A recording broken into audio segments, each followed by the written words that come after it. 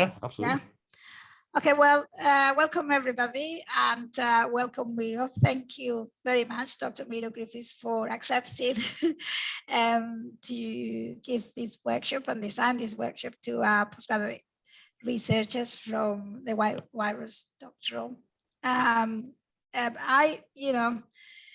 I could say if you look at Miro's profile, it's really long. It's many things. So I always feel very bad of doing this very kind of snapshot summary of who Miro is.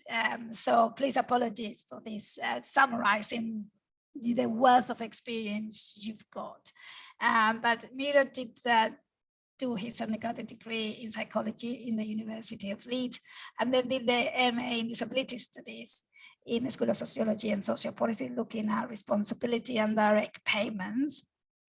He's got a wealth of experience in disability and social movements, and he's currently doing a Leverhulme Early Career Fellowship on the topic of youth resistance and social movements in disability.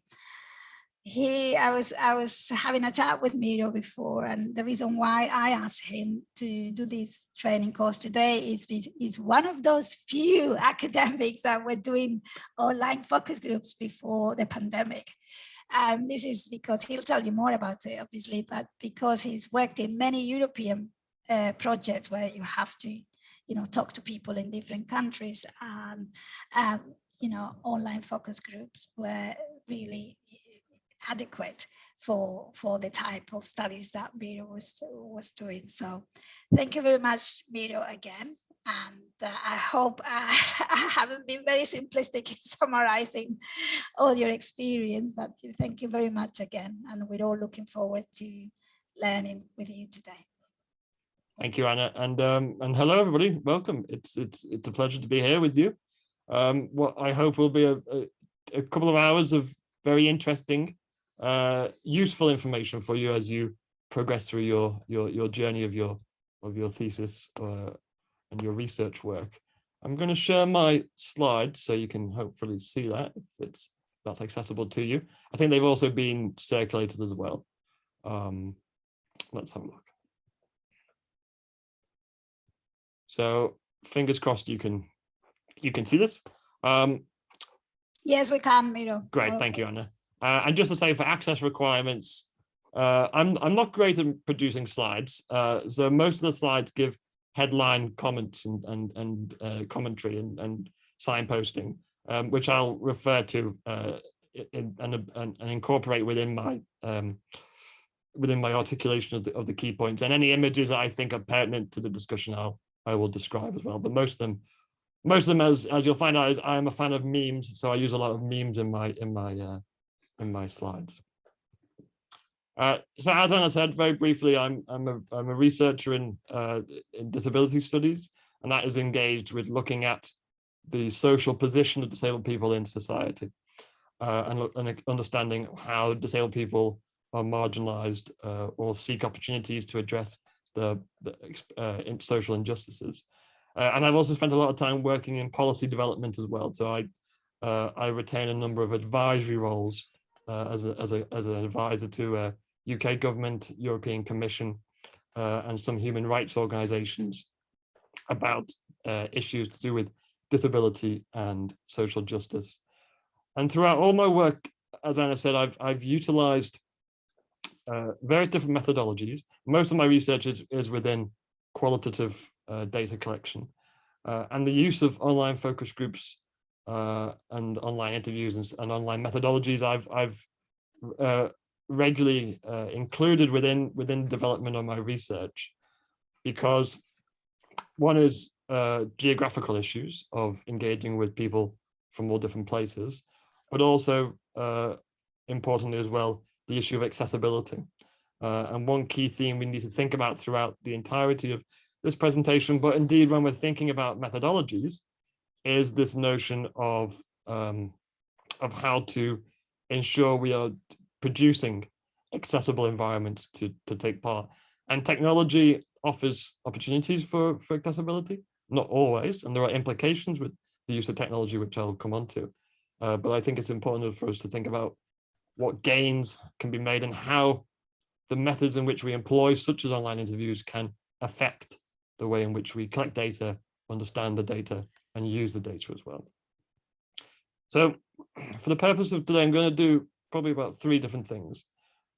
I want us to think about the kind of what we mean by online focus groups, what we understand to be the key attributes, the thematic issues associated with this.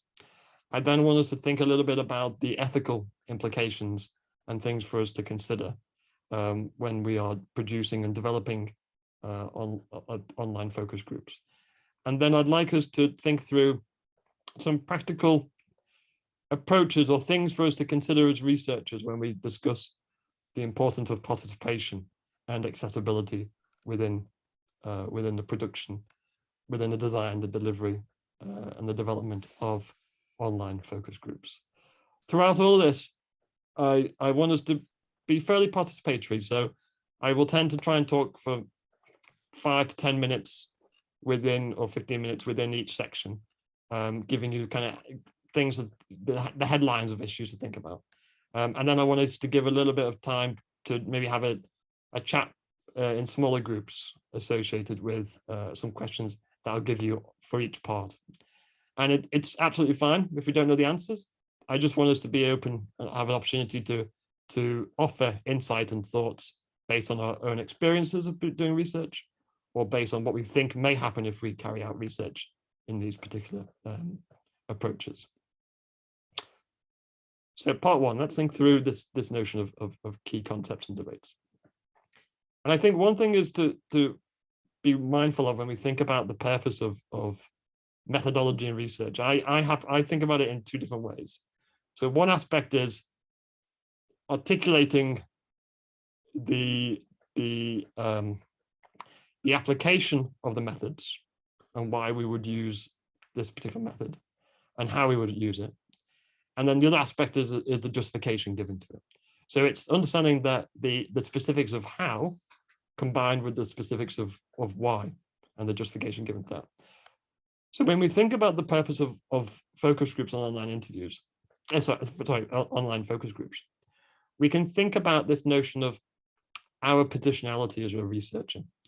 And what you tend to find with online focus groups is the development and the space of dialogue and conversation and interaction between different participants, as well as yourself as a researcher. And we may occupy insider or outsider positions in terms of our connection to the subject matter of which we're researching, our connection to the audiences and the community that we may be engaging with. But what we have with a focus group, an online focus group in particular, is this development of a setting to collect and gather data, but the data is being produced through these interactions. We're getting insights into people's experiences. We're building on those experiences by asking others to relate or to reflect or to critique and question how somebody else's thoughts and experiences become entangled with one's own. And as a researcher, our position, I suppose, is to try to understand the insights, but to also guide and evaluate those nuggets and kernels of rich information and rich data, which are being produced through this dialogic experience. So on the one hand, we have this aspect of dialogue and the importance of dialogue within, and the importance of interaction within online interviews, online focus groups.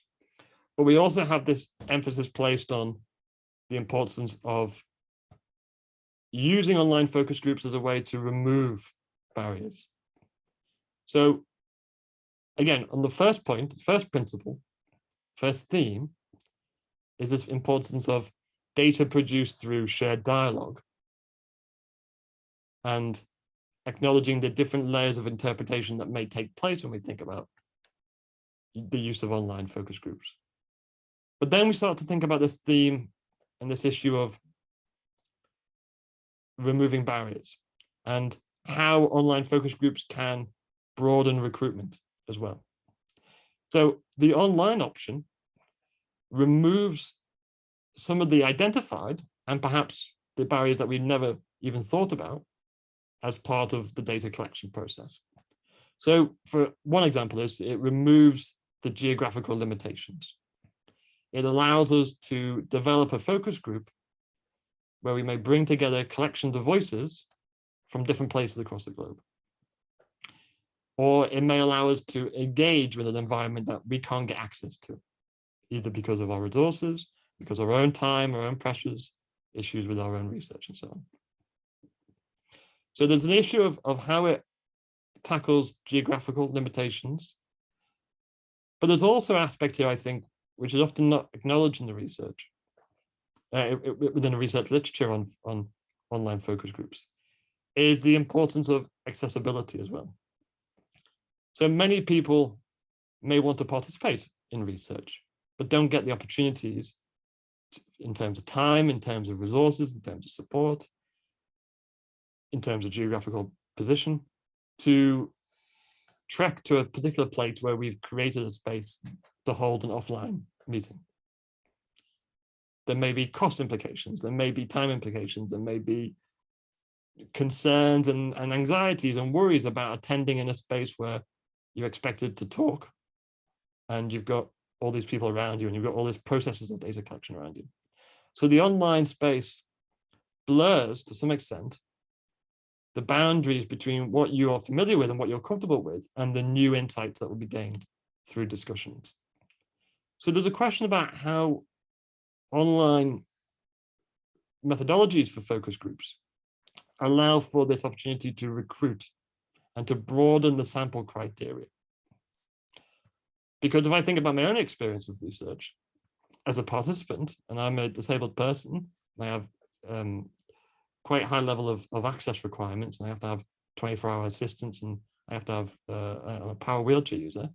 Attending a space in the offline in an offline world requires me to fund my support to take me there. It requires me to make sure that the environment is accessible. It might incur extra time of traveling and so on. Whereas if I can join and participate in a space which is embedded within the existing parameters of accessibility around where I am right now, which is an accessible office with my personal assistant sitting next to me to assist me, and I've got all access to all the things I need in order to be well and be comfortable and so on, this allows me to participate. And it allows me to be more willing to participate in this space, as opposed to the fear of not having support or not having a researcher take account of my access needs. So there's a question here about the recruitment and how it can broaden recruitment, not just for people who have access needs associated with disability, but if we think about access needs associated with people who are working or perhaps have caring responsibilities, and again, as I said, in different spaces. So the question is, does it allow us to have the fullest range of participants? And perhaps this gives us a little bit of a naive perspective, this notion of, well, because you've got the technology, you can make this as inclusive as possible. And the reality is that there are other pressures and other issues that we'll take into account. There are concerns with how we set up our research, how we organize it, how we fund and support people's participation with technology. If we think about the reality of not everybody has access to online technologies or accessible online platforms.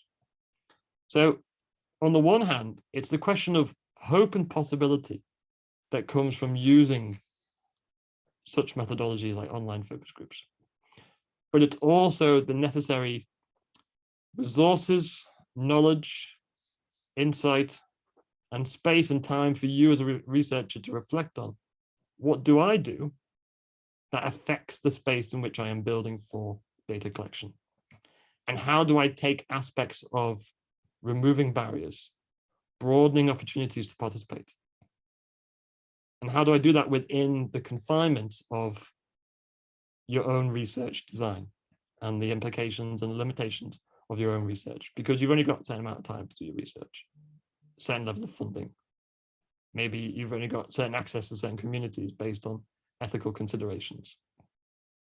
So I think the point I'm trying to make here is we want to be open to the possibilities and hope, but I also think we need to be mindful that technology doesn't give us this kind of nirvana where everything's going to be wonderful. Technology comes with its own implications, and we have to be aware as researchers about that. And there's another thread, I think, and another theme that emerges from the work around conceptualizing online focus groups. And it's this notion of research production efficiency. So we start to think about how efficient our research can be because we are taking it to an online space. We haven't got the requirement to find a space, to set up a room, to make sure people can get there, make sure we have activities and refreshments and things associated with the journey towards a physical space to collect data.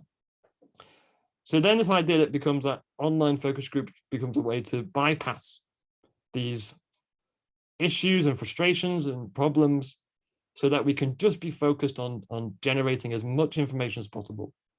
And the assumption then becomes that technology is a really quick way of doing research. It's a really quick and efficient way. And it's particularly in the context of the pandemic, and I think this touches on Anna's point right at the beginning, is that it's seen as an alternative. Oh, we couldn't do this. This was normal before. So now we've got this option. Let's go down this route. And as I said at the beginning, and as I'll say all the way throughout this presentation, the importance is on thinking through how the online space gives us an alternative way of collecting data, but it's not better or worse than other ways. It's in its own right. It gives us a way that will affect the conversation, the dialogue, the interactions, the possibilities of who will take part. So it's always about how the online space affects your research investigation. And I think what I've tended to find in the literature as well is this assumption that because technology is seen as quite rapid and and accelerates the notion of how to do it, accelerates the notion of doing things in a quicker way compared to doing things offline, which I think is not right. I would reject that. But it leads to this assumption of, well, if you do it through online methodologies, you can have quicker ways of analyzing data, collecting data, doing more efficient writing, producing more outputs.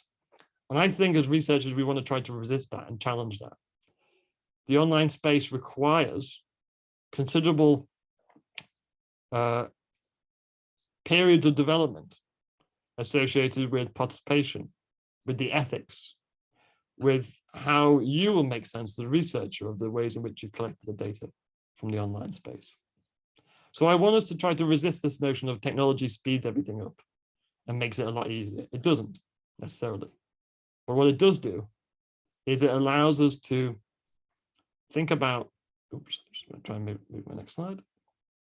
It allows us to think about how our data is being processed through these technologies and how the different platforms that we may use in order to conduct interactive online dialogic conversations and opportunities to discuss and explore subject matter, how this affects that pursuit of and that investigation. So as I've said, we've got this issue of the dialogue and how the online focus groups allows for data production through shared dialogue. And that can also be quite helpful for thinking about the importance of sensitive issues, of giving people space to think about and reflect on and build upon the experiences of others in a given context. So there can be a case of using the online space on the one hand, because you may have the safer environment of somebody being in a place where they feel comfortable and they feel familiar with in terms of participating, that they can use the online space as a way to feel a sense of liberation. And I say this because if I think about research that I did a piece of research a few years ago where we were looking at disability hate crime. And I'm going to come back to this piece of research later on as an example as well of planning. But it was quite interesting. We had participants who had been subjected to extreme hostility and violence, and there was a sense of a real apprehension about talking about these subject matters. But when they engaged in the online focus group and were given the space to recognize that their experiences were unique to themselves, but there were similar themes and similar threads emerging from other people's experiences of disability hate crime, it helped in a sense of liberation to feel, actually, yeah, this is happening elsewhere and we need to do something about it. So on one hand, the shared dialogue also opens up opportunities for feelings of solidarity, feelings of support. There are also issues as well to think about, in the sense of when we produce online spaces for discussing subject matter, the sensitivity and the position that we take, as in somebody who may be sitting at a computer, very removed, very distanced from the other participants in that space as well. There is difficulties then in actually talking about the sensitivity of topics and how you respond to that as a researcher and how you facilitate that, given that you are perhaps frustrated by aspects of technology or disruptions that may occur because of technology. So there's an issue around, and this, I suppose this is an example of what I was trying to say before about the way in which technology affects the issue. Rather than see it as better or worse than other methodologies, it's to think about how is it that the online space affects, say, the issue of sensitive topics, how it affects the notion of interpretation and the different layers of interpretation. Because again, if we think about online space and we think about focus groups, often we may utilize practices such as saying, so you've talked about this particular topic, and that's really interesting because I think it highlights X, Y, and Z. And then you may go to another participant and say, and what do you think about this? What John has said about this particular subject. So it's the different layers of interpretation that are being produced constantly within focus groups. You making sense of somebody else's experiences, somebody else in the room making sense of their experiences. And how you do that in an online environment can often be, it can work very well because you've got these tools, which we'll come on to, which you can utilize as a way to build rapport and build dialogue. But equally well, you may have problems and frustrations. So often with online focus groups, there's a tendency to centralize the researcher. So the researcher becomes the focal point of the conversation. It becomes almost like a tennis match. Participant one says something, the facilitator responds, tries to bring in participant two, then the facilitator responds, tries to bring in participant three, and so on. So there's a question about how in the production of knowledge and the knowledge exchange between participants, how you can take on a position where it remains fluid, it remains smooth, but it doesn't necessarily, unless this is what you want to because of your research investigation, it doesn't necessarily centralize you to the point where you take ownership and you take control of the entire process for collecting data. As I said before, there's issues as well in terms of sample recruitment. So thinking about the technology and the infrastructure that remains possible, and the broader recruitment strategies as well. The online space allows us to think through asynchronous and synchronous. So it may be that we have spaces where we are constantly talking to each other and building dialogue based on what we're immediately saying to each other and reflecting on that and talking back. But you may have online focus groups through discussion boards where people can take a bit of space to reflect on what others have said and over a period of time come back and post something, a new message, post a new commentary. So we think about how that may impact and work for certain audiences. So some audiences may want to have space to think through what other participants are saying, think through what you're saying as a facilitator, as a researcher perhaps, to collect their thoughts and then come back and post messages and post comments later on. Or given the subject matter, you may think, well, actually, my participants haven't got time for that. They're going to give me 2 hours of their time in order to participate. So I need to do it in a much more rapid process of exchanging dialogue. And as I said, this issue around acceleration. And one other aspect as well to consider here within the conceptual understandings of online focus groups is this assumption that technology makes it cheaper and makes it quicker. And that's not necessarily the case, particularly when we think about the importance of participation and accessibility. There is time and there is resources required. And thinking about that at the beginning of the process makes it a lot easier, I think, to address issues of accessibility. The financial implications in terms of what do people need to have, the equipment in order to participate in an online space. If we think about this issue of utilizing devices in order to generate access to an online space to participate in a focus group activity, well, we're assuming then that the person has access to what is often expensive phones or laptops or tablets. You may have to require people to travel to somewhere in order to gain access to technologies. Then when you bring on the issue of the platforms that you may be using, there may be a cost to them for you as a researcher, for your participants. So thinking through the resource allocation that's required in order to carry out the online technology, in order to utilize it, is quite key here. So these are my thoughts on what the current literature says around the use of online focus groups. But I want to pause now and just give people an opportunity to maybe have a chat. And the way I do activities is to keep them quite quick and rapid, just because it's an opportunity to voice any further reflection that you may have. So I'd like us in, I'll put people into breakout groups in a second. But just for 5 minutes, I'd like us just to think through these two questions, and I'll post these in your breakout groups.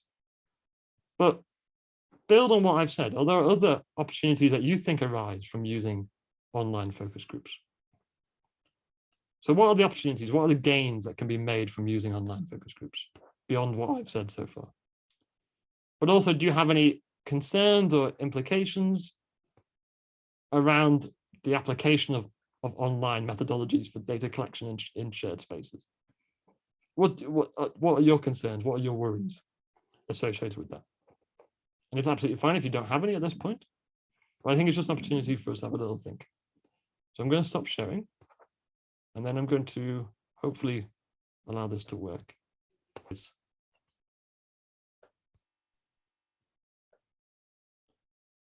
So Sarah, I think it's Sarah, in the chat, which I'll read out, says, this is not something we discussed, but perhaps an online focus group may work well if the group community is more accessible in an online setting. People who may socialize more online, like gaming communities, may work better in an online setting. Absolutely. So that issue of familiarity, I think, is really key as well. Apologies if I've pronounced the name incorrectly. Says, should everybody have a device separately to join an online space? And that's something I think we can reflect on and discuss, particularly later on when we think about the practicalities of running online focus groups. There is no either or answer here, I think. I think it much depends on the research investigation. But let me just go back to my slide so I can, and then I would like to just reflect on briefly what people have said so far. I think these are some really excellent reflections and comments. So what I think was quite fascinating was this issue of, was highlighted about the unpredictability of everyday life, and how often we are engaged in subject matter that may be quite time specific, but it may also be a reflection of social injustice or struggles that people are engaging with, or people from communities where they are perpetually being investigated, regulated, monitored, and so on, and are facing various levels of perhaps hostility or injustice or frustration. And again, the spectrum of that may vary depending on what our interest, our research investigation is. But this notion of the unpredictable life and how we navigate around that within online focus groups, I think is quite key here. So the notion that the online focus group allows for a way to facilitate access for people who may otherwise not be able to confirm or dedicate or plan that far in advance as well. If you think about the way in which we may develop our investigation, we may be sending out advertisements, setting a date, setting agenda times for people to attend a space with weeks, maybe months in advance, given if we're thinking about certain communities and the process of gaining access and trust within those communities. So often that may be that we have such a rapid, we require such a rapid response of confirmation of people attending that this doesn't work in an offline space. So how the technologies allow us to mitigate some of the notions of unpredictable circumstances, I think is quite key. This issue of choice and control, I think, is useful. And I think that ties in a little bit to issues of safeguarding as well. How does one choose to participate? How does one choose to expose themselves to a place, a group of people, a platform, a set of technologies and resources that may not be familiar to an individual? This raises really interesting questions. This issue, I think, the example of cameras during safeguarding, I think is quite interesting here, because of course, when you are creating, I don't mean neutral in the pure sense, but when you're creating an environment where you're asking people to come together, there is a level of neutrality in that you have set up a space for people to attend. You're not going into the intimate details of a person's environment, say for example their home. But if you're connecting with people through online methods, and there is an imperative or there is an expectation to put cameras on, you're then having windows into people's private spaces. Often they may be in their bedrooms, they may be in a noisy environment, they may be in an environment which is again unpredictable. There may be concerns around the issues of confidentiality. These are ethical issues which we'll also highlight and reflect on. But I think it's important to think about how this notion of building in choice and control in a way where individuals can feel comfortable to establish the parameters of their participation. So for example, I never insist on people having their cameras on. Why would you?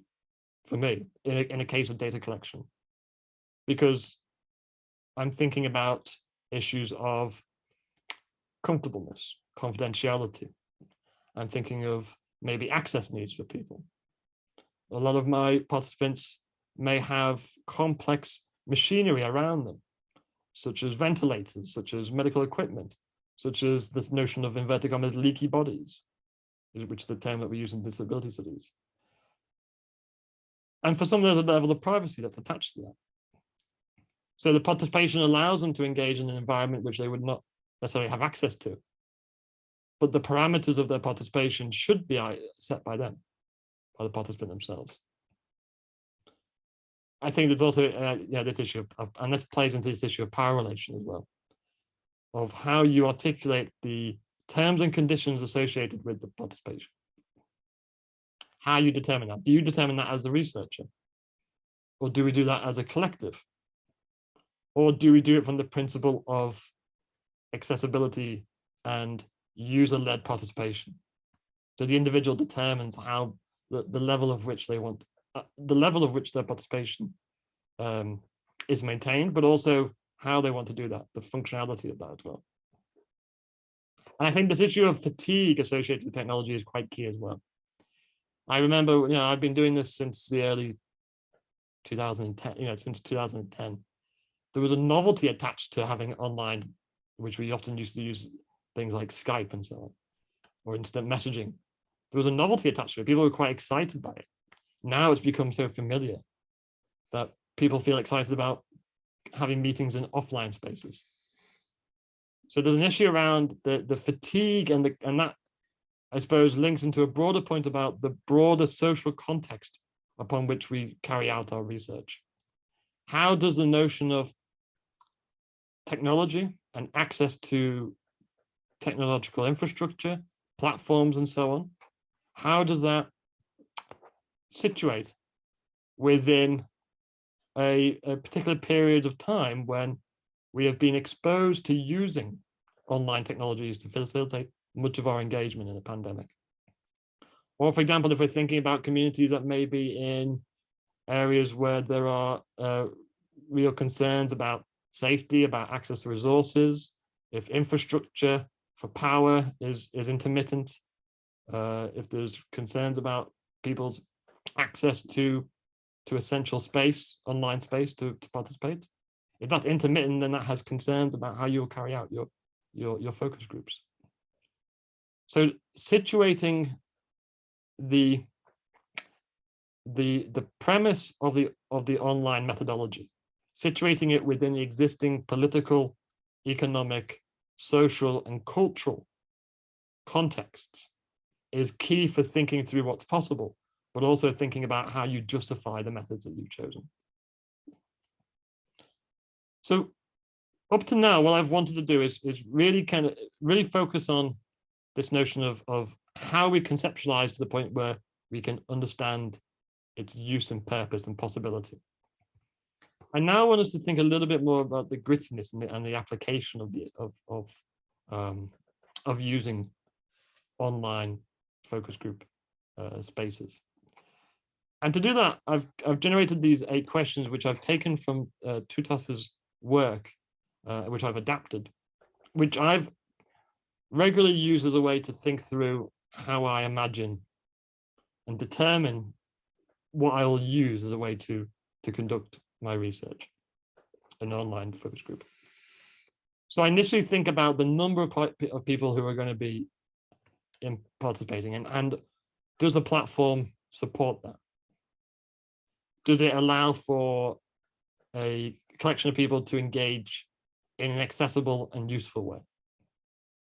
So, for example, if I'm thinking about, if I'm thinking about running a group, a meeting with a collection of individuals, there may be 30 or 40 people, but my plan for my service plan for access, say, to a digital platform may only accommodate 5 or 10 people. Equally as well, if I think about the use of, say, if you're using, say, for example, a forum-based, where you want people to post comments and reflections over a period of time, do you have access to a discussion board that can either set a limit or has a limit imposed on the amount of people who can be part of that discussion? So there's a question around thinking through how many people you are expecting to take part in your research and how the technology addresses that. Then there's a question, I think this relates back to one of the comments before, about the expectations of how you want to collect data. Are you doing this through audio? Are you doing it in terms of people articulating points and issues which you'll be able to record or capture? But you're expecting people to do that through the use and application of microphones or voice recording devices? Or are you requiring a use of video imaging as well? The reason I say this is because, so for example, one piece of research I did was where I was asking young disabled people to think about their experiences of inclusion and accessibility. So the focus group was about us all having opportunity to be in an online platform where we could talk, similar to like a Zoom or a Teams and so on. But part of the activity was to as we discussed, was to draw and to create pictorial images of what does inclusion mean, and then to present that to the room or the virtual room and use that as a way to facilitate dialogue. So in this way, there was a sense that there has to be some form of video imaging. Now, for some people, it may have been an alternative approach, maybe to send things through in advance, or to post links through the chat sites and so on. But if I, as a researcher, had said, right, everybody who's participating in this space, I'd like you to show us what you've drawn, that then there's then a level of expectation associated with video imaging. So there's expectations around what do you require in order to carry out the research. Is it going to be asynchronous or synchronous? Do you want people to be able to respond immediately to each other? Or do you want to build in space and time for reflection so people can comment over maybe days, hours, weeks, possibly even months, if you think about longitudinal research as well? So there's questions here about the dialogical experience of online focus groups and how you want that reflected in your research design. Then there's also a question of recording. If we think about the importance of recording data for the use of analysis, how do we record the material? How do we record the things that people produce, the things that people say as part of the online focus group? Who has access to that as well? So is it the researcher who only has access to that, or the research team? Does everybody get access to recording the discussions and the insights that have been gained through the collective conversations? Does everybody have the option to download and record themselves? Does that have implications then for thinking through concerns of privacy and security and confidentiality? So for example, if we said, well, what we discussed in this room is not to go any further than that, but we've also all got the opportunity to download a copy of the recording of the entire event, there are implications then for data breaches as well. So thinking through the recording and the collection of data and how data will be protected as well. So will it be only kept on online in online cloud systems? Will it be downloaded directly to the researcher's computer? So thinking through issues of protection and recording, particularly at the initial stage of development, is quite key here as well. And outlining those expectations and those decisions that you've taken to your participants as well. Because that has issues not just for safeguarding, but also has issues for confidentiality, feeling confident to take part in your research as well. If you've thought this through and you've articulated this at the beginning of the process, demonstrating that you have seriously considered the safety and the collection of the data, your participants, it helps to build, I think, rapport and trust as well. Because as it's often the case with the nature of this type of research, as a facilitator who is part of the process for data collection through online focus groups, building rapport and trust is one of the foundational aspects of carrying out your research and how you build trust and rapport with your participants. There's also the issue, I think, here as well in terms of technological knowledge. So do people need to understand how to either access the portal that you may be using, if they are required to download software beforehand? Are there issues with the downloading of software in order to run applications? So for example, often when you run things like WebEx or sometimes Zoom as well, you have to install the piece of software in order for it to run. And I can remember a colleague of mine when they were doing a piece of research with civil servants.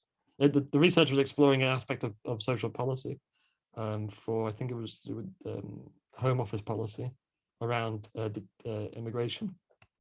And so the respondents were all going to be civil servants. They were going to join during the working day into an online space with like a WebEx or Zoom programs. But of course, they were all using their work computers and they didn't have the administration rights to download the software in order to run the application. So all this preparation had gone into delivering and organizing an online focus group, and then immediately maybe only 5% of people were able to attend because of the technological knowledge or the administration rights required for accessing a platform. So thinking about the journey of participation is quite key here. And thinking through what experiences or knowledge or levels of knowledge or administration rights or administration protocols that are required for the participant. And that might be talking to the participant and opening dialogue with the participant prior to participation. If you're going to use a particular platform, asking them if they have familiarity with this, asking them if they have do they have any concerns about this, do they have any access requirements that you need to be aware of as a researcher in order to access this platform. Again, there's issues with cost and time implications as well. And I want us to resist that notion of online means everything can be done quicker and faster and more efficient. I don't think that's the case. But there's also the cost implications as well. Do people have access to the devices to use? We're asking people to maybe use their own computers, use their own phones, use their own digital space. Do they have to register? Do they have to sign up to an account? Do they have to sign up to a particular website in order to gain access to it? Because you may be using various different portals as part of your data collection. You may be using the Zoom as an example. You may be using a video conference facility like Zoom, but you may have a series of activities that you want to do with participants, where you work together to create mind maps. So you may have to have a registered account to programs like, ironically, like my name, Miro, there's a program of mind mapping, or there's another one which I think is PCMS or something. So it's thinking through all the different configurations of what will be required from your participants. And the reason I say this is because sometimes, because of the level of bureaucracy that might be required around the online platform, we get to the point of thinking, well, actually, it's probably easy if we just keep this as a interactive session where we can just talk, unmute, mute, video on, video off, say some things, we'll facilitate it, and that's it. And I think that's such a shame if you think about the possibilities that can be utilized as part of the video conferencing, going beyond the parameters of the video conferencing platforms. Thinking about, if you've got 3 hours with the participant, as a group of participants, do you want it just to be about conversations? Or do you want it to be producing something such as an online mind map, where you can build links and have data articulated verbally, as well as people writing notes and responding to each other's materials on a mind map? I've done this great piece of research where we were creating a virtual gallery together. So we had this virtual gallery where each room was given to a participant, so it became a curator of the space. So as we talked about the subject matter on the video platform, we were also producing materials to upload to this online gallery. So by the end of it, we could then wander around the gallery virtually afterwards and see each other's contributions and see each other's materials that we created. An alternative reflection of the things that they were saying in the interview, in the online focus group. So the point here is thinking about utilizing technologies as a way to generate dialogue, but recognizing that a lot of this does require resource and time and consideration. But the premise of resource and time and consideration shouldn't limit us. And it goes back to that the principle around the ethics issue. Often I sit on ethics committees, and often so many people say, well, I'd like to do this, but it's going to take me so long to get all the ethical justification for this. I might well just go down the route of one-on-one interviews or a group, 5 people in a group meeting. We shouldn't be constrained by the limitations of the possibilities of what we can do need to be aligned with the building in time as researchers to have effective ways of planning and preparing and informing people of how we may want to have knowledge exchange and produce insight into subject matter. And finally, there's this last issue, which I think has become much more sensitive over the years, particularly because of the pandemic and people having access to online spaces, this issue of the invite only. So how do you ensure that you've got a level of protection around the space that you have created? So will people have to have a password in order to access it? Will people be able to join using alternative devices over a period of time? So, and the reason I say that is, for example, the importance and the sensitivity around restricting it to invite only is key, and it's an essential part of the preparation for research. But it also has implications for access as well. So, for example, you may be requiring people to informally bring a translator with them, and the translator may be somebody in their family to participate. Have we ensured that they've got access to the platform?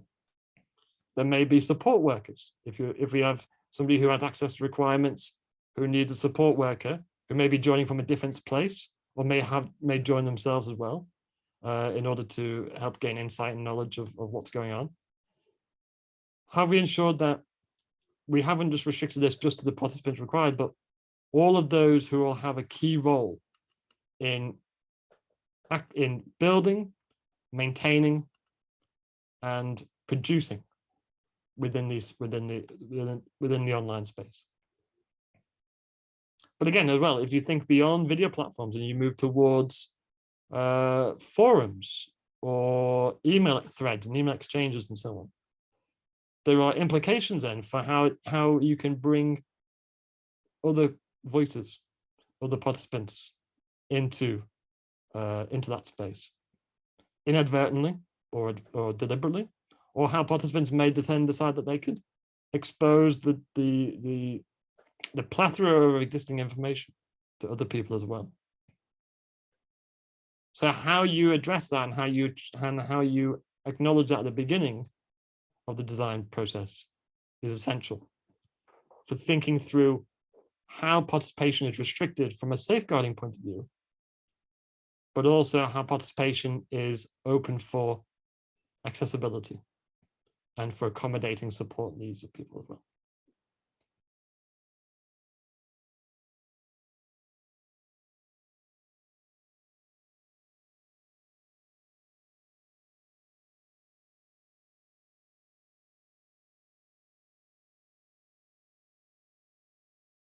Okay, so let's make a start, and I now want us to just think through some of the ethical implications. And as always, with all my presentations, I'm floating through different key issues, and so some of this we've already touched on, but it's important that we ground and recognize the implications of this. So much of the literature around online focus groups tends to place the key areas around issues of anonymity and maintaining confidentiality and obtaining informed consent in virtual spaces. So there's issues around, and what we mean by, now it might be quite strange to think about the notion of anonymity, but what I highlight in the subsequent slide, which I'm going to float backwards and forwards to, is that we often assume within focus groups in general, we often assume that anonymity can't be provided because, of course, participants may be aware of each other in the space of engaging and sharing experiences, and sharing thoughts, and so on. Now, obviously, there is issues if people were to not reveal their identities, and it was just a case of building responses on the basis of what people may be posting, for example. But often we assume that anonymity is not possible. And so therefore the protection measures we put in are to do with just those that are in that space. So we're thinking about the importance of confidentiality within, let's say, the 5, the 10, the 15, or 20 people who may be participating within the online focus group.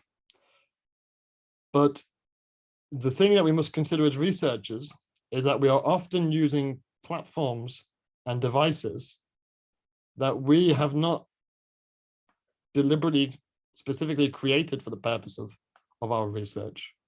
We're using devices that are entangled with notions of consumerism and the importance of purchasing technologies for various different reasons. And often what you find, particularly in contemporary society with so much emphasis placed on the obtaining and selling of data, is the confidentiality dilemma, whereby we're telling everybody in the online space, we're talking about a particular topic, we're going to keep this private to us, we're going to collect the data, we're going to analyze it, it's only going to be shared with the research team.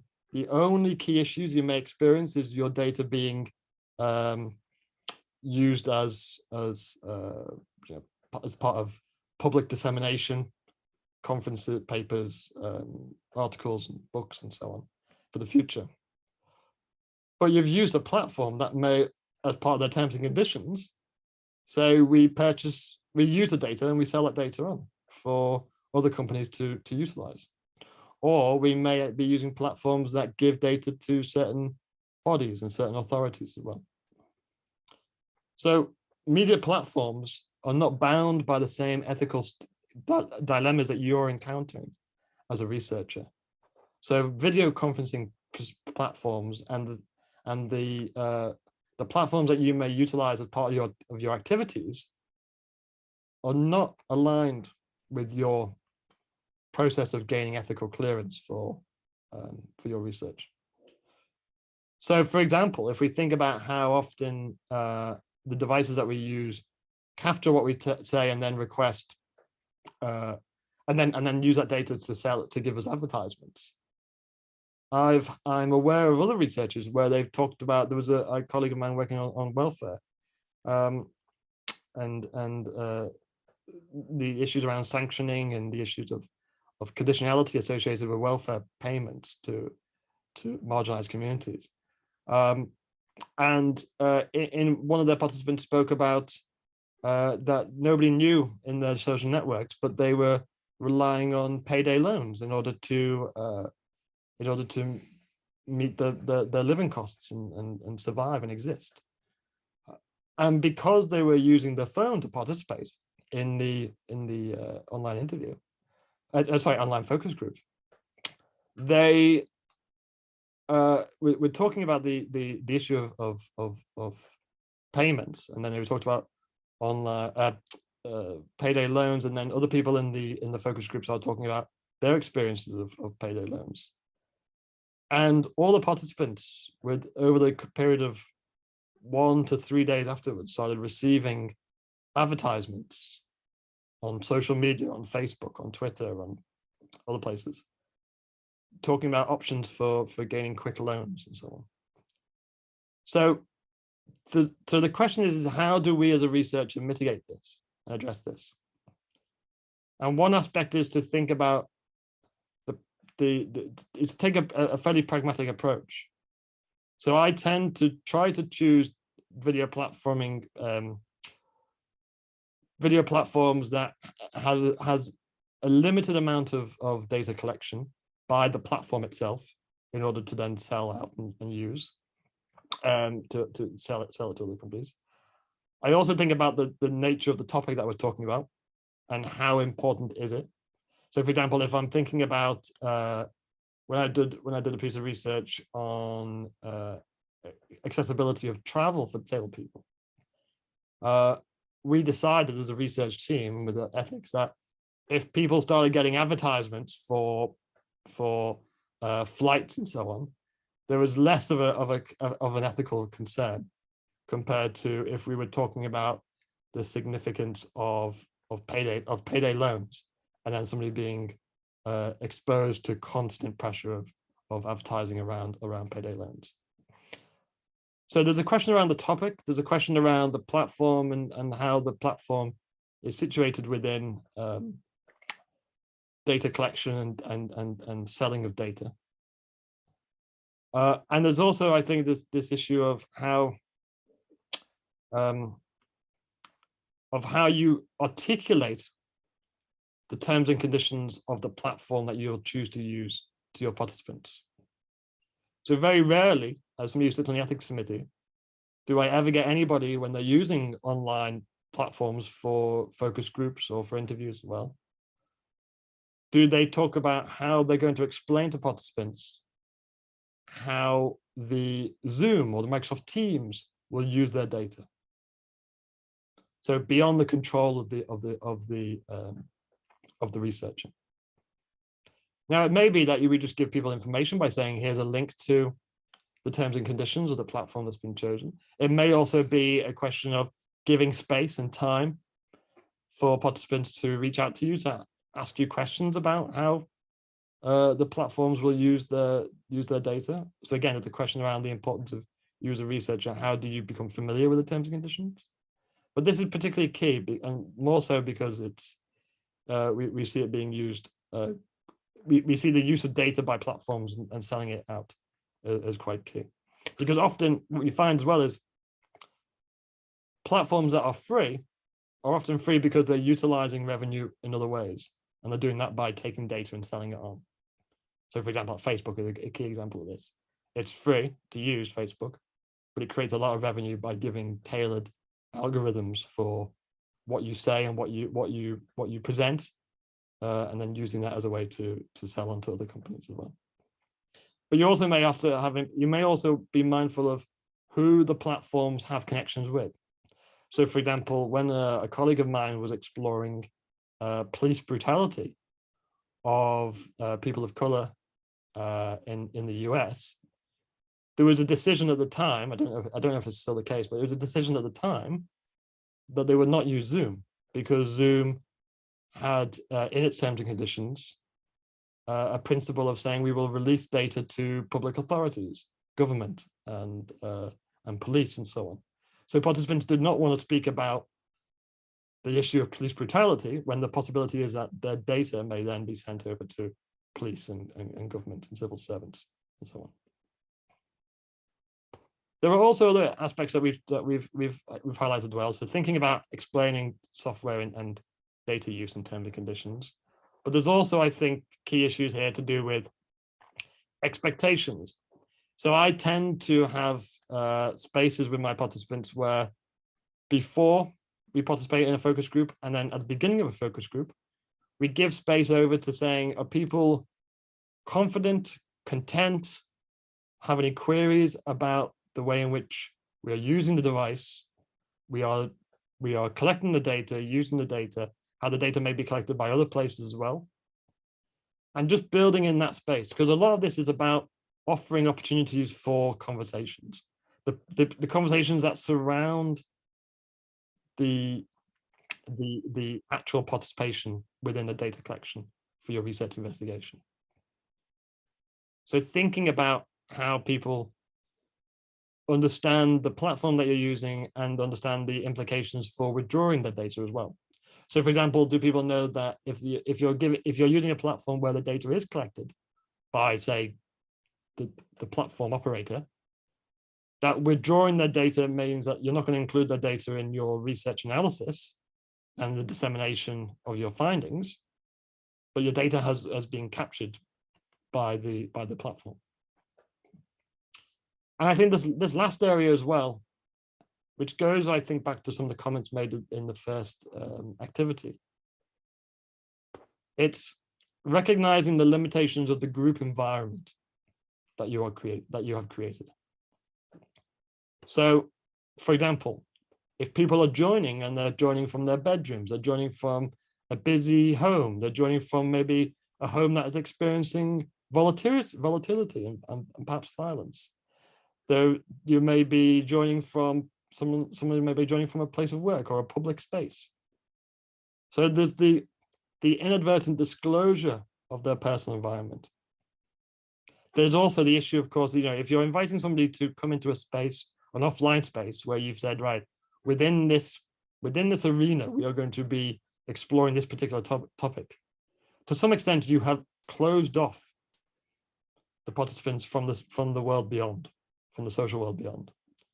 But with online platforms, you are blurring that line between trying to create a space where you can investigate a topic, but the person still retains a place within their personal surroundings. So, for example, there may be situations where a non-participant may enter the room, may overhear something, may say something that might be quite embarrassing for a participant, and their microphone's on because they were midway through talking. So how to deal with that, how to set the expectations of dealing with a lack of control around an individual's personal environment. But also, I think this issue of the abrupt ending of the focus group as well.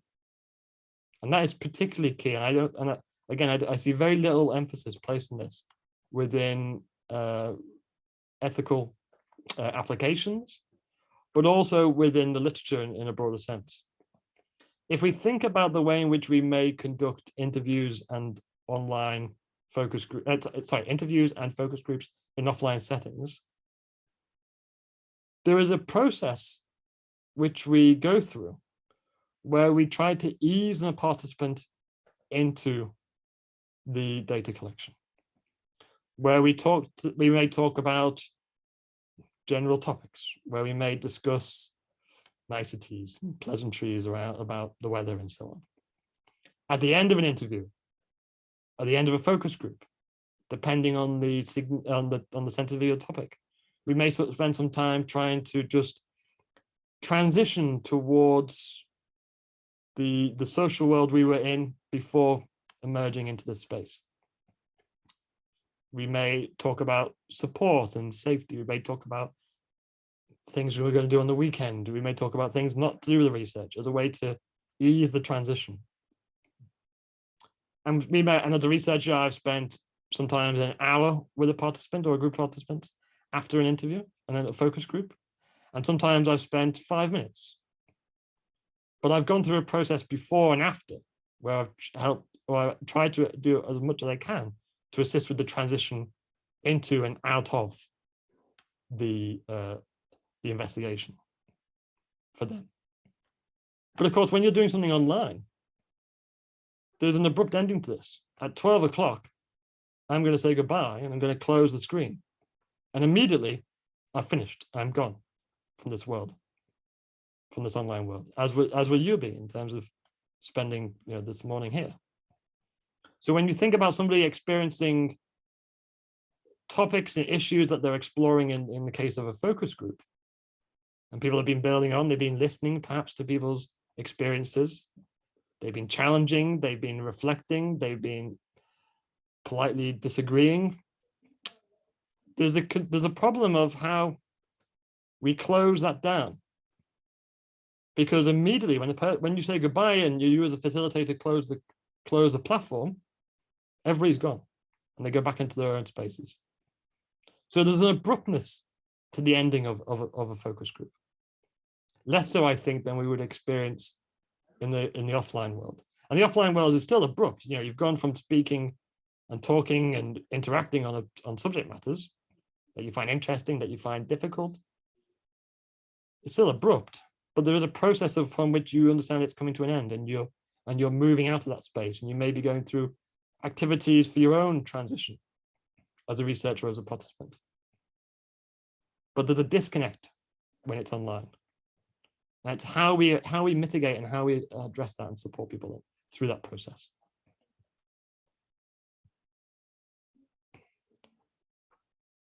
And the other thing I would probably say at this point as well, and this is just a kind of general topic, and hopefully so far these ethical issues are either things that you've considered or haven't considered, but they make sense, and the things that you may want to think about as you progress through your studies.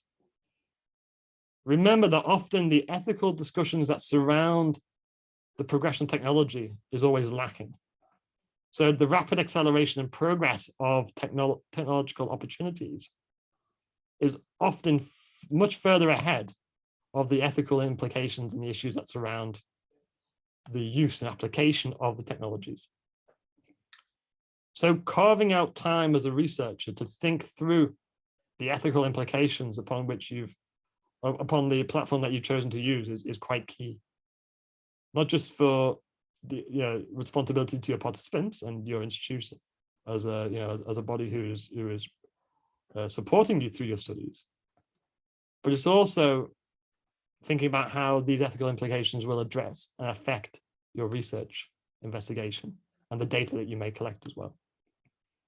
So again, as I said before, it may be that you are choosing to not use a particular platform because of the ethical dilemmas and implications that arise. So the question would be, well, how is that going to affect my research investigation? And I think this is more so the case when we think about the nature of virtual reality. And I think virtual reality will be the next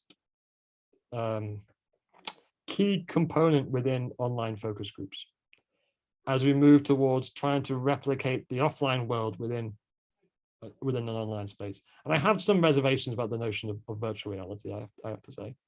I think it's rooted in some notions of normativity, the idea of you want to create as much as you can of the normalness of offline worlds, but within an online space. As a disabled person, you spend a lot of time building accessible worlds online in order to participate. You don't need to replicate this notion of the offline. But that's just a personal experience.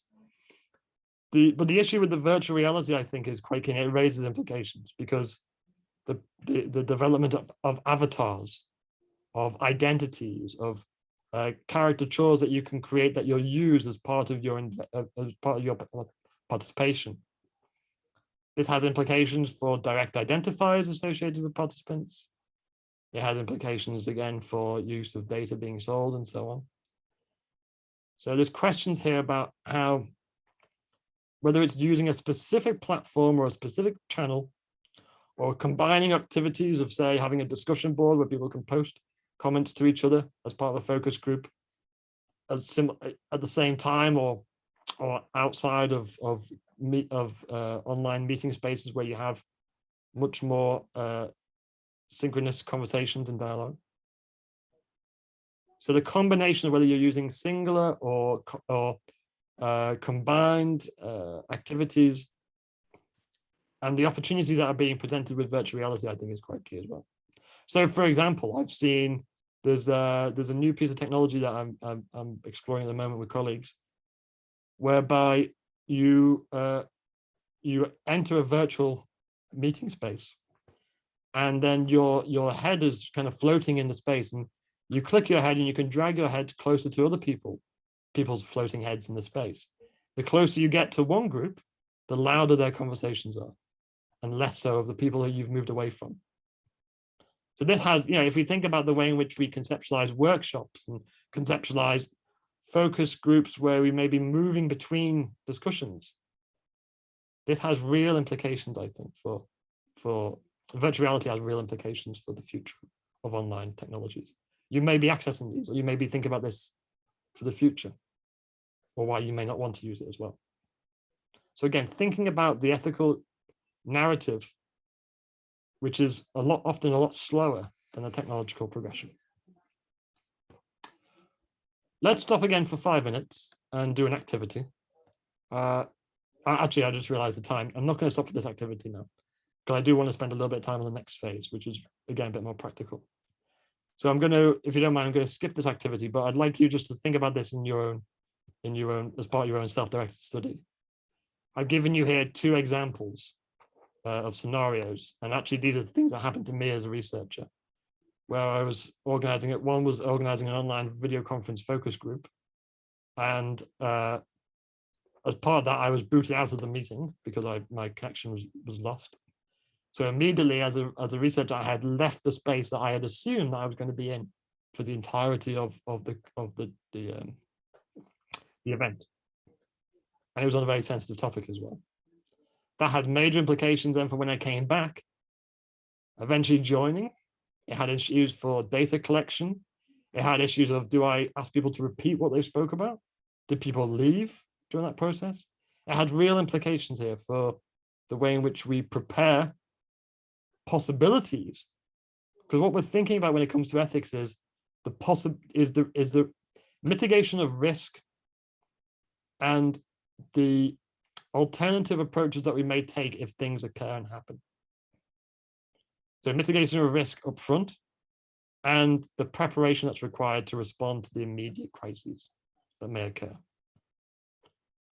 So again, this, for this situation, it was a case of thinking through how do I give people information beforehand? And I've used different methods. So sometimes I may ask a research assistant, a colleague, a supervisor, to sit with me during the focus group, so they can just be a backup in case something goes wrong with my technology. Or it may be that I ask people as part of the preparation taking part, what would you like to happen if I leave, if I immediately have to leave for a short period of time, or if I can't gain access to the meeting space? Or have you got procedures and plans for dialogue to continue? Or is it best to actually just ask people to stop and pause until you come back? Do you want people to repeat what's being said when you've lost connection? And that might be an intermittent connection that you've lost, or it may just be an overt example of being kicked out completely. So there's an issue here about how to plan for an alternative, have methods in place in order to respond, and also making sure that participants are aware of the procedures that are going to take place if things go unexpected, or if the unpredictability becomes a lot more overt. And I think there's also something here as well about other, if you're taking another approach. So another example as well is when I had an online discussion board. And over a period of about a month and a half, I was asking participants to use this discussion board just to note down reflections, viewpoints, perspectives on the subject matter. And of course, as researchers, we need to have space away from our research. We need to have rest. Rest is important. So there was times when I would not be monitoring the discussion board for quite a period of time. And once I came back and I realized that an argument had broken out between a number of participants, and it had become quite hostile, aggressive. So thinking about what would happen in that situation. Well, of course, what I did was beforehand, we agreed as a collective, what are the ground rules for taking place? What are the ethic, what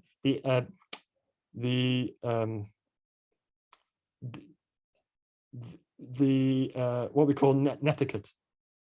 So the etiquette aspects of online activity. What was the criteria for asking a person to leave the online space, which we agreed as participants beforehand as well. So I think there's key here in terms of thinking through how to respond to concerns or crises that emerge when your data collection doesn't always have you present in that space.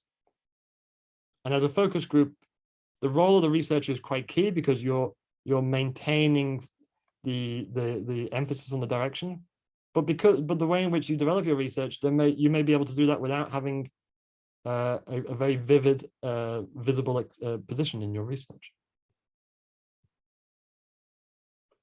So let's just think through some of the kind of key points I would like us to take away with in terms of accessibility and participation. And a great example of this, I think, is just to talk you through a piece of research that I did, and it goes back to my example about the disability hate crime, when we were going to ask groups of disabled people from across Europe to talk about their experiences of hate crime. In focus groups, we were working with police and prosecutors and victim support agencies as well in online focus groups. to gain insight in how we could improve strategies for addressing disability hate crime. And some of that was specific to the participant backgrounds. So, if we were talking on a focus group with police, we wanted to think specifically about police procedures. But there was also focus groups where we brought together people from those different backgrounds so we could work collectively to address that. So we knew we were going to use online focus groups for this. So what we did was we started from the premise of accessibility and the budgeting of accessibility and the resources required. So we thought about what is required to make this accessible in terms of participation, in terms of participating before, during, and after the focus groups. So as researchers, we developed what we thought were going to be the accessibility issues and participation issues. Some of that was pertinent to disability, some of that was pertinent to cultural aspects, some of that was pertinent to the infrastructure that's available for people to utilize in order to access the online space. We then moved through to a steering group. We had a steering group as part of our research, a collection of individuals who are experts by experience of disability hate crime, working in it, experiencing it, trying to challenge it, and so on. So we worked with the steering group to say, well, these are what our initial thoughts are on making these series of online focus groups as accessible as possible. And they reflected on it, and they gave us advice, and they discussed with us. And together, research team and the steering group, we were able to build a collection of things we had to budget for, to gain access to use, to become familiar with. Then it was a case of going through the ethical considerations that I spoke about before, straight through to thinking about accessible materials. So how do we then think about the resources and things that we're using and create the materials in order for people to be aware of? And I don't just mean limiting that to traditional forms such as consent and participant information. But for example, I knew that people very rarely were going to read through 5 pages of participant forms. So I recorded a video where people could listen if that was accessible to them, or watch me talking for about 2 minutes about utilizing the online platform, giving people tutorial videos to access if they wanted to, giving people a drop-in service so they could contact me and speak to me at periods during the week where they have any questions about before or ongoing participation with the technological aspects of it. It was also asking every participant to give me information. What do they require to participate? And again, often people think about access requirements related to impairment and disability, but it goes beyond that. Asking people, what do you want to know about? What do you have worries about? What do you want to suggest as the most accessible way to utilize the platform that we've chosen to use?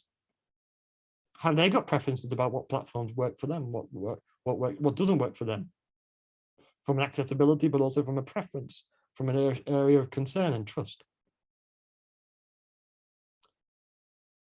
Talking to people about their own experiences as a way to facilitate access to a platform is the best starting point for me, because everybody is an expert in their own experiences. So I start from that position of thinking that the participant has either the questions or at least initial set of answers to the important aspects of how do we create an accessible environment for you to participate in. If I'm going to be using websites which is about typing in information, whereby it's going to be talking as well as noting down information, producing something together, drawing something on a screen, have I thought through as many of the implications as possible? And to do that, I might ask people to give me information about what they require, but also what they think I need to know about or be aware of. And then, of course, it's a process of review. How often do we review as part of our research, particularly after our methodologies have been employed? How often do we review about what could we do next time in the next phase of our research as part of this initial investigation or beyond that as well? Do we have ways in which we can capture our stream of thoughts and our or discussions with colleagues, discussions with steering groups as a way to think through aspects of what worked well and what didn't work well, and what we may want to employ next time, what we may not want to employ next time as well. These slides are an opportunity for you to kind of highlight everything I've spoke about before. So I'm not going to go through these because I've already kind of covered these as part of my discussion. But these are some helpful questions for you to think about in building up the planning and preparation. And these are some of the examples and things to think about when trying to maintain a rapport or to build trust with your participants. Thinking about that dialogue beforehand. Thinking about the issues of your positionality as a researcher and the power imbalances that may occur as a researcher with authority, with credibility, with knowledge. But equally as well as the power imbalances associated with how people are engaging with the platform. Are they doing it from a home where they're really struggling to maintain connection? Are they doing it from a public space where it's really difficult, that they can't really talk about topics and issues? And a question around disruptions as well, and how to manage disruptions. There's no, I suppose the key thing here is there's no blueprint to all of this. And there shouldn't be a blueprint, because I think blueprint employs a level of rigidity that I don't think is welcome, certainly not in my research. For me, this is about thinking through all of the themes and concepts and issues and dilemmas that I've highlighted here, and embrace the messiness of it as well. It's about creating the space for you to think through, how do you want to maintain connection? How do you emphasize the importance of maintaining connection? Emphasize the importance of building rapport. You'll know what works within the local context of your research, either through familiarity, through reading the literature, having discussions with those who've done it before, deciding it collectively together with participants. It's just about creating the space for you to think about these topics. That's the first and most immediate thing. I was going to ask people maybe just to talk in groups to think about their questions, but given that we only have 10, 15 minutes left, I'm happy just to go straight to Q&A session. If you don't have questions now, or you don't feel comfortable giving questions now, that's absolutely fine.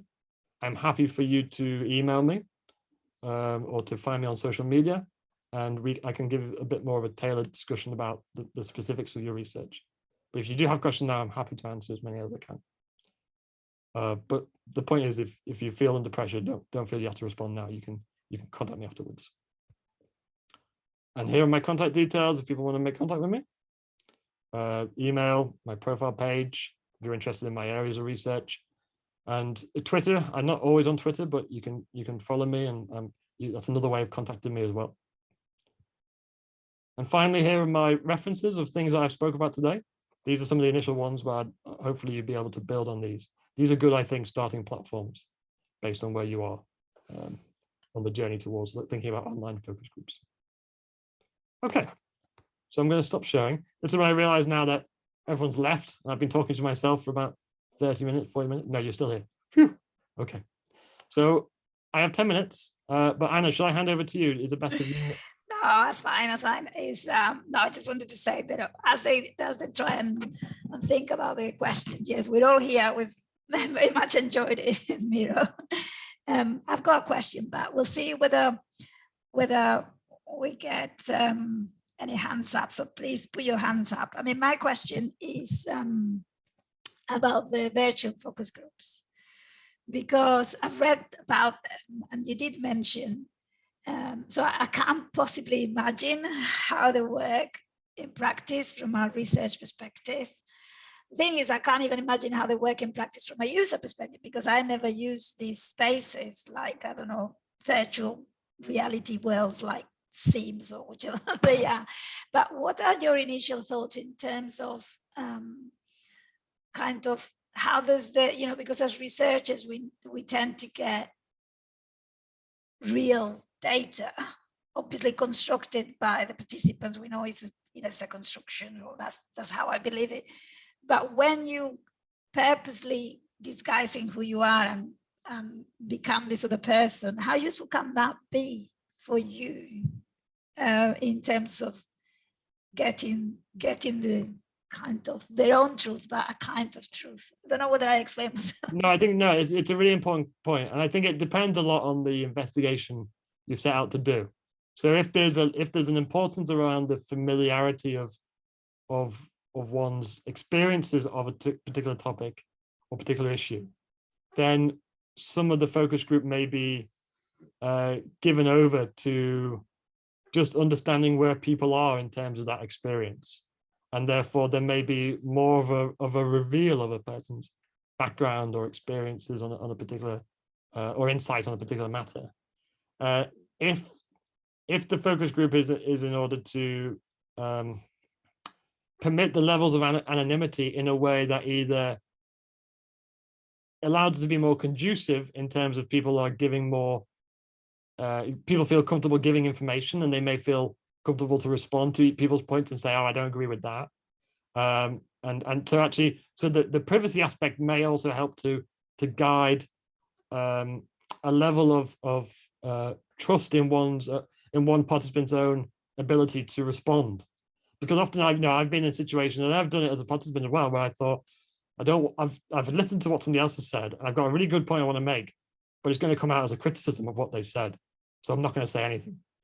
So I've lost an opportunity there to give insight and give opportunity. So I'd say as a researcher, utilize the notion of privacy and anonymity in a sense to your advantage if you think it's going to help with the data collection aspect of it.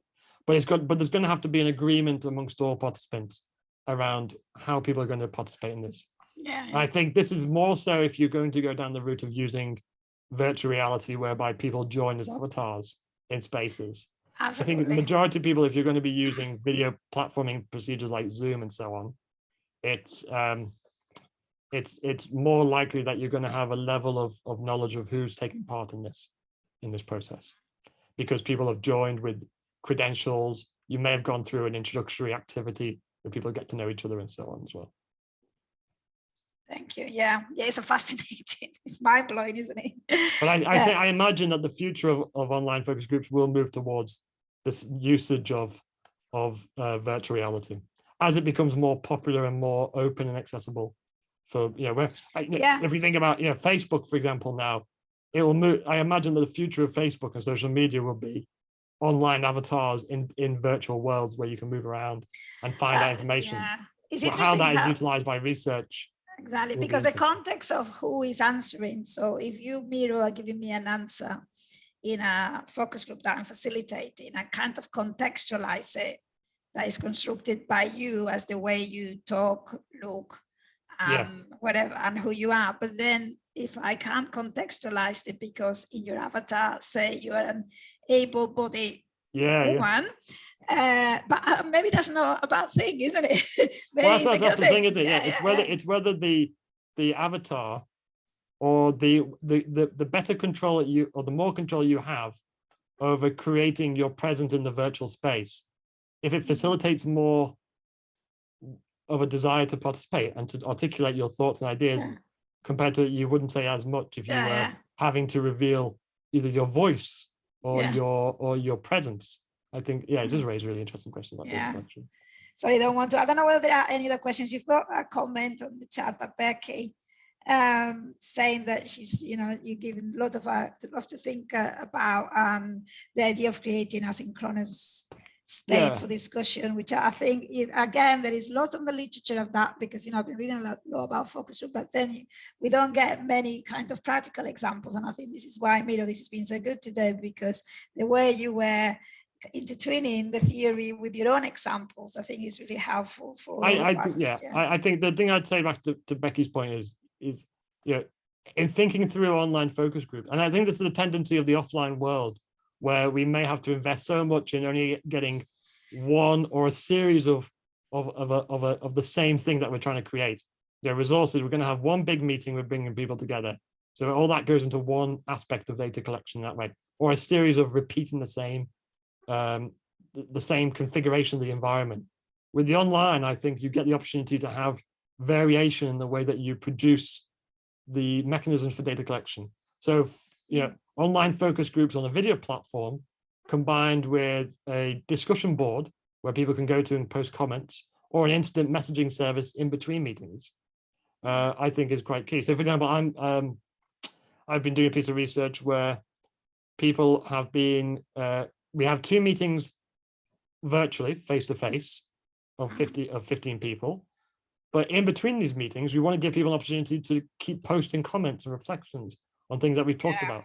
So they can do that on a dedicated WhatsApp group that we've set up for people to use as well, as a way of collecting that data and either incorporating that within the later focus groups, discussions with the same people, or by taking that at the point of analysis as well. Yeah.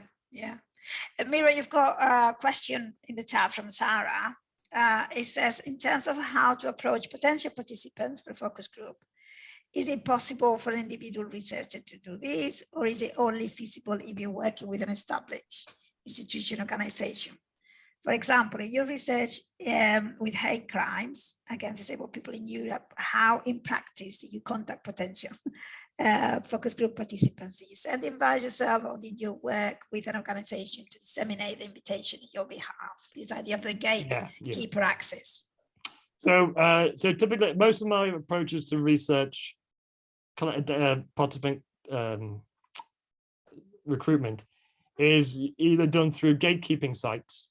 So whereby I will find civil society organizations that I'll make connections with, introduce myself as a researcher. Often, when I contact civil society organizations to help disseminate my call for participants, I might only get 15% will come back to me because of the volatility of civil societies and the pressures that they're under and so on. So an absence of answer doesn't mean that that your research is not important. It just means that they're so inundated with their work. So I tend to ask people to disseminate calls for information. Disseminate calls for participation. And then participants can then choose to approach me to take part in the research. I'll also utilize social media platforms as well. And that doesn't tend to find as many people, because obviously people who may be connected to a community network or a community group are more likely to spend time engaging in those community groups rather than just accidentally come across your own advertisement. So that your own advertisement is useful for certain aspects of data collection, participant recruitment. Occasionally when I've done work with civil servants where there is necessity to identify it, to maybe invite a specific person because they have expertise or knowledge or familiarity with the subject matter, then it may be a case of, once it's been approved by ethics, directly contacting somebody and just saying, I'm doing this piece of research. If you're interested, please contact me. But recognizing that if you don't want to get in touch with me, or you're not interested, you can just disregard my invite, and allowing people then to have the opportunity, the choice. Because the thing with directly approaching participants is you don't want to create pressure that they have to respond to you, because then there's issues, and I think with power and concern. Great, thank you, Miro. We haven't got any other questions in the chat, and it's 12 o'clock. So if that's okay with you, we'll. Yeah, but by all means, you can always email me afterwards as well. If people want. Yeah, great. What can I say? I think you've got fantastic comments in the chat. I think this represents the kind of workshop that I like RPGs to have, where it's very practical, like gives them a lot of ideas, but you put in the theory in there so that they come back, they can go and read it and use it for the methods chapter in the dissertation and future papers and everything. But it's been fantastic. Well, thank you for the opportunity. And my last point would just be, always remember to think about how you justify what methods you've chosen to use. Right, you don't have to know about the totality of all different virtual options for using online focus groups. Just think about what works best for your investigation and spending time justifying why you've chosen the approach that you've taken.